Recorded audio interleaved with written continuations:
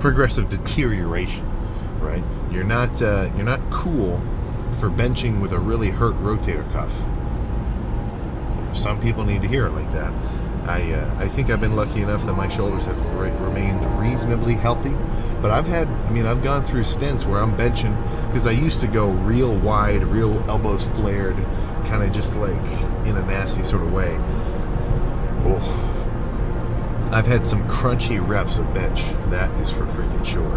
And it just sucks, because then you gotta take time off, let it kind of beef back up, and then if you overdo it too soon, you're just gonna tweak it again, even worse, and you put yourself in this repeating cycle. Yeah, not ideal.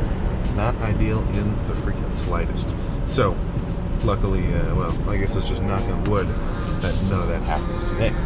I used to be a diehard, only start with heavy pressing kind of guy, because in my mind it's like, why would I want to tire myself out before I do bench with flies? That doesn't make any sense. I should just do the bench when I'm fresh and strong, and then do lighter squeezing movements after. Think with a closed mind.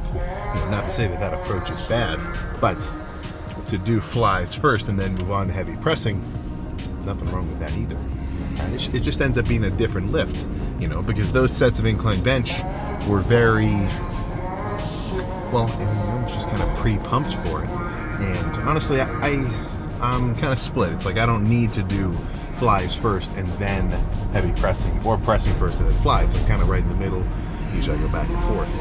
But with quads, another kind of heavy loaded muscle, I really do like starting at least with a decent warm-up of leg extensions. I'm not even talking like, multiple working sets, but at least, bouncing around, doing some squeezing just to get some blood in the area, and then moving on to whatever that first pressing movement is. Because any kind of leg press, squat, hack, pendulum, whatever, to get onto it with an already semi-pumped set of quads, if you haven't done it before, you are missing out. You get this kind of just extra like elasticity. Ever since I started doing it, I haven't gone back. If that's any testament to how much I like it. And I am not dissuaded by the fact that Thanksgiving is going to be around then, and it'll have to be dieting down. I mean, like, if you're that subject to peer pressure, where it's like, come on, have some more mashed potatoes. Yeah, that's such a small portion. I mean, you might need to do some reflecting on your own. How bad do you want it, right? But I mean, don't act like I don't have days where I go absolutely freaking buck wild calorie wise. And not that I'm bragging about it. I should have logged in harder. But on this last diet, I had like 3 8,000 calorie plus days. Not towards the end, like the last month and a half. Like that really just does not work in terms of actually getting reasonably like prep stage ready lean. There's no place for an 8,000 calorie day in those last couple of weeks. But in the beginning or so, I was gonna be a wuss, and I'd be like, let's just get this out of my system and just eat anything in sight, which kind of worked. And there is a little bit of a logic to a refeed where you kind of get your metabolism going again. But 8,000, yeah, that's a little bit too much. That is for freaking sure. But if it takes you a while to get the food ready, then that's just more and more time and hassle that's going to keep you from actually eating it.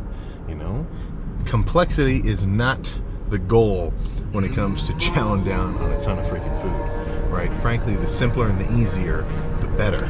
Not only in an actual kind of prep, like manageable sort of way, but also just like digestion-wise. I know it's kind of seems out of character for me to say that, coming up with all the freaking cereal, chocolate milk, whatever.